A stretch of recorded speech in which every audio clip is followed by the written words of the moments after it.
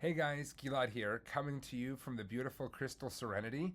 We are somewhere on the Mediterranean, south of France, and I just had the honor of sharing some thoughts and ideas with the Virtuoso Symposium audience. This is our global event for thought leadership, where we'll bring together CEOs and leaders from across the industry to really look at the big picture of what's happening in our space. And of course, technology and AI is an important topic that we focused on. And I wanted to share those thoughts with you. So obviously we all know that there's a lot going on in the world of travel technology and specifically in the realm of artificial intelligence. And I broke a few of my thoughts and a few things that I think you might want to consider into three buckets. So first is the state of travel technology, then a few mental models that I and some of the CEOs I work with have been using in this kind of new technology era we're living through. And lastly, I want to share a few recent AI learnings that I've made. So starting with the state of travel technology, kind of the big picture, the macro view, there's a few different ways to think about the travel technology ecosystem. And one of them, of course, is the funding markets and what's happened on the capital markets. And what we've seen is over the last 24 months, there's been about 220 funding rounds, outside funders that have invested in travel technology companies and startups, to the tune of just over $6 billion in investment. And as you can see on the top half of the screen, that's about 35% down in terms of the number of rounds, the number of deals that have happened over the last 12 months. But it's only down about 6%. And my take on this whole thing is that it's very positive. It means that we're getting to a slightly more mature stage of the travel tech startup cycle where our startups are maturing, so there's a few less of them being born each year. And specifically speaking, they're raising larger rounds. So we're seeing a 35% decrease in the number of rounds, but only a 6% decrease in the amount of money, meaning the rounds remaining are getting more money. So I think these are positive signals for maturing of the market, and especially for those who work in large existing companies in the travel space. This is good for you because it means fewer companies that are better started and better funded, which hopefully means better, more lasting technology that you can use.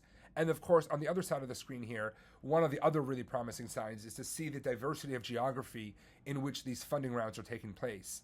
If we did this 10 or 15 years ago, I'm quite certain that 80%, maybe even more of these rounds would have happened in the United States alone. And now we're seeing that the leader with 43% is Europe, followed by the United States and North America, so US and Canada, with a little over 27% of these founding rounds taking place there. And Asia Pacific at 19%, so almost 1 in 5 of the travel tech funding rounds over the last year took place in Asia. This is really good. We're a global industry and we want technology built all over the world, catering to the different cultures and rules and regulations and currencies of all these countries. So I think this is a very positive development that we're seeing on the funding front. Now, another way to assess the state of the travel technology ecosystem is by examining the areas in which we are building and focusing on. And this report right here was recently put out by the WTTC, the World Travel and Tourism Council, about their trends and themes to watch in travel technology. And of course, artificial intelligence is the top one on the screen there. And I think diving a little deeper, looking a little closer at these themes, they broke them into these 4 themes, which are digital technology, financial technology, fintech, future of mobility and transportation, and breakthrough technology and innovation. And for those who've been following me and for those who've been fortunate to come to the Virtuoso Travel Technology Summits, many of these topics are topics that we and I have been talking about for quite some time now. Of course, artificial intelligence and the great commoditization of AI is something that really we've been talking about for almost 7 years now, since it became obvious what was going to happen next. Super apps and immersive technologies are things we've examined. I believe a lot in super apps outside the United States. And of course, as you've probably heard of my podcast, The Travel Tech Insider, I think it's going to play out a little bit differently in the United States and Canada. In the financialization of travel and travelization of finance space, of course, I've written a lot about that. And for those who read my stuff, you know that it's an area I think a lot about. And for those dealing with high net worth or people who have growing income, young people who are working their way up, and high net worth individuals, this is a really important sector to pay attention to, because the banks and financial institutions and all these other companies that are coming into the travel space, they're also companies that serve the same customers as those in our industry who work with high net worth individuals. So paying attention here is really important for that reason. And of course, there's a huge opportunity to monetize and to solve consumer problems. The future of mobility is an area I've focused on a little less, but sustainable travel and future of aviation are both things we've highlighted at the Tech Summit and things that we have a lot of in kind of the Seattle area. So I'm very excited about those spaces. And in breakthrough innovation, the one that I focused on the most was quantum computing. But of course, Matthew Upchurch and Virtuoso were early adopters of space tourism and nuclear energy, something I've believed in my whole life. So there's a lot of really exciting things that the WTTC is highlighting for us. And in addition to these, there's a number of other kind of themes and trends in travel technology that I personally think are really important that I've covered in both in my writings and in our tech summits with Virtuoso. And those include the connected trip and the idea that we want to build some ecosystem that allows us to share data much more seamlessly. And I think agentic AI and AI agents are really going to be able to be helpful there. Web3, which I'm a slow adopter of, but is coming back specifically in the payment space with stablecoin. The rise of the agency operating system, and there's been a lot of exciting things here. And of course, Virtuoso has built a really cool travel tech ecosystem with technology partners, and many of them are agency ecosystems and operating systems and other types of kind of fundamental technologies for the sector. Agentic AI, which I'll talk about more in a second. And of course, really focus on the importance of using technology to elevate the human connection. And the fact that the more technology we have in the world, the more we humans are going to crave connection and relationship with other humans, and trying to think about how to use technology to elevate that as opposed to getting in the way or replacing it. Okay, so that was really big picture. Now moving from the super big picture down to some mental models and some ways of thinking about this new era of AI. A mental model is simply a shortcut or a way of organizing complex information to helping us make sense of a large, diverse, complex world. And I want to share some of these mental models, some of these shortcuts and thinkings, these things that I and CEOs I work with have been developing and utilizing to help us think about AI and this kind of new epoch of technology that we're all living through. Now, one type of mental map is, of course, a timeline, which is a map across time.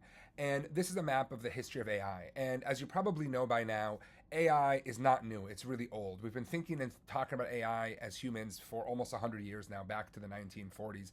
But most of that history really lived in academia in the lab, and it was really, like I said, an academic exercise. And it wasn't until the late 1990s when people began to use algorithms in business for real, and it wasn't really until the 2010s when companies like Utrip and many others began to commercialize machine learning and really began the very early commercial history of AI, what I call the early adopter and very hard worker era of AI. But what, of course, changed in late 2022, early 2023 was not just the launch of ChatGPT and the huge public adoption of that product, but was more importantly the entire suite of APIs that came along with it that began the great commoditization, the era in which we're beginning to connect AI to every single element of our life, of business, of social life, of the internet, of commerce, etc., which is, of course, the great commoditization that I've been speaking about for so many years now. And the first chapter of the great commoditization was, of course, the generative AI chapter. And it's still continuing, and there's a lot of exciting things that will continue to come from Gen AI, and it will be with us for many, many years to come. But very soon, maybe this year, maybe next year, we're going to enter the agentic era of AI. Now, agentic is just a fancy word for agents, so not for anyone to be confused. The agentic era just means an era when we have many, many, many AI agents or AI bots that are out there trying to accomplish tasks and help us with all sorts of things around the world. And we should be really excited about that, because the agentic era is going to bring mass efficiency and connectivity. So it's going to help our businesses and ourselves as individuals to be more efficient across every single element of what we do. And in aggregate, this will lead really to mass efficiency of our economy and our businesses. But the other thing it's going to do for us is going to allow us to build connectivity of information between layers. One of the challenges that we've had, that we've been trying to deal with as an industry for so many years, AI agents can be a big part of helping us solve the lack of connectivity that we have in the industry. So it's an opportunity for us as companies, as people, and of course as an industry and an economy to level up, to become more productive, and probably to enjoy our jobs a lot more as well. Now, there are two competing visions for the agentic era of AI. One that I call the super assistant or the super AI model, and the second is the swarm AI model. And at this point, I think it's quite obvious that it's very likely that the swarm architecture, the swarm AI model, will win out. First, for a definition, an AI swarm is a constellation of many AI bots working together to accomplish one overarching task, bringing together multiple skill sets and knowledge bases to accomplish something that would be much harder for any one bot to do on its own, and much, much harder for us to train with a high level of accuracy and predictability. And the thing is, this shouldn't be surprising because, of course, we all know that when we bring together diverse groups of people with different experiences, skill sets, and knowledge bases, we get superior outcomes in the business. So it makes perfect sense that the same thing would be with AI. Now, for businesses, and I think especially small and medium businesses, the AI swarm brings a lot of benefits. First and foremost, an AI swarm has a lower bar to get started. You don't have to have the perfect AI everything agent that can do everything at the level of proficiency to get started.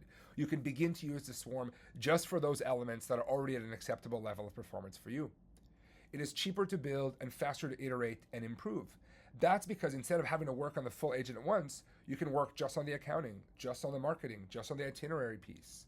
And of course, you could switch them out instead of having to switch out the whole thing, which is a much faster, cheaper way to work. And most importantly, the swarm is inherently collaborative.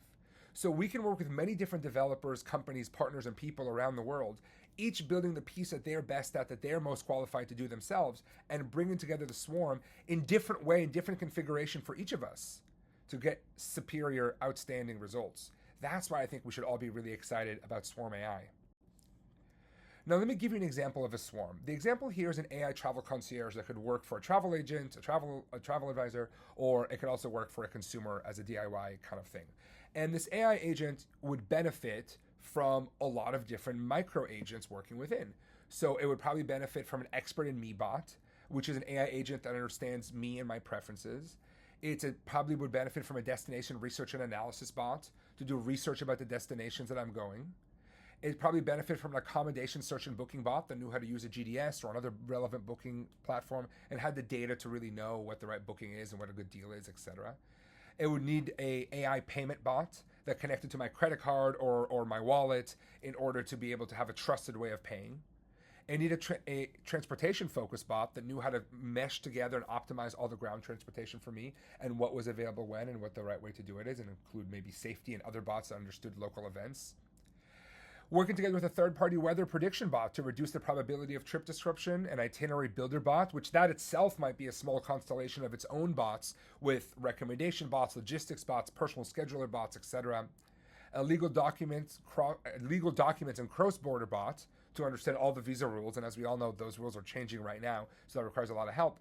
And that swarm may actually benefit from working together with another swarm, which may include a social media digest bot that can get recommendations from your friends or your friends' social bots. And that might partner with a sustainability analysis bot to help your logistic bot perform better and meet your goals. And if this is an important business trip, you may also need access to a cultural attaché to help you impress your foreign hosts. And I think you get where I'm going with this. Training one bot that could do all of these would take years, an incredible amount of time and money, and frankly might not be possible. But training every single one of these little bots on their own is not only possible, but it's something that we can do today by working together with our partners and peers across the industry. Now, I'm already going a little too long, but I want to share a few mental models that I've shared with CEOs a lot recently that I hope you find valuable. First is that AI employees are here.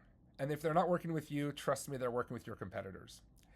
AI employees means that every one of your employees, including yourself, will soon manage an entire group of AI bots that are there to support you and increase your productivity, your efficiency, your enjoyment of your job, etc. And Satya Nadella, the CEO of Microsoft, said that soon he hopes every Microsoft employee manages an entire team of AI employees. So think about it. How is your job going to change when you have a team of AI employees supporting you? And how will the job of every one of your employees, and thus the way your organization operates, change when there are hundreds or thousands of AI bots, AI employees working for your organization? You got to start thinking about that now. Another is that access to great technology is becoming ubiquitous. With AI-generated code, every one of our businesses, including the very small ones, will very soon, or probably right now if you're willing to put in a little extra elbow grease, be able to build custom code for nearly free at whim to solve any problem that comes up. When your marketing team needs better data for targeting, you don't need to go bother the BI or the engineering team. They can build some sort of bot themselves to go get access that data and make recommendations to them. So think about how will your business work when you can build custom technology for nearly free, very, very quickly. How will you operate? Where will you use that to find mass efficiency and productivity? And of course, the last one is omnipresent AI means that the best differentiator, the best competitive advantage is a focus on the human connection. That's really where you should focus. automate the stuff that can be automated so that your people can focus on the human connection with your partners, with your clients, with each other, and with the industry and the world at large. Okay, lastly, let's talk about AI learnings. Over the last few months, I've been really fortunate to lead an experience I created called the AI Dialogue at a number of Virtuoso events around the world. And I wanted to share some of the key learnings I learned from all these people who engage with us across these events. First, everyone wants more AI, and everyone's concerned about the accuracy of the stuff coming out of the AI recommendation models. And I agree, I feel the same way. Advisors specifically were focused about accuracy and reliability, as well as about their voice and personal brand coming through. That's very smart. That's a really smart way to understand it. There's a lot you can do to make the AI sound like you and talk in your brand, but that's very important for them to be concerned about. Members and owners of travel agencies were very much concerned about knowledge share within the organization, as well as connectivity to accounting, preferred programs, business intelligence, etc. And partnered really focused on localization and making sure their information, their content, their offerings were easily accessible by the widest possible audience.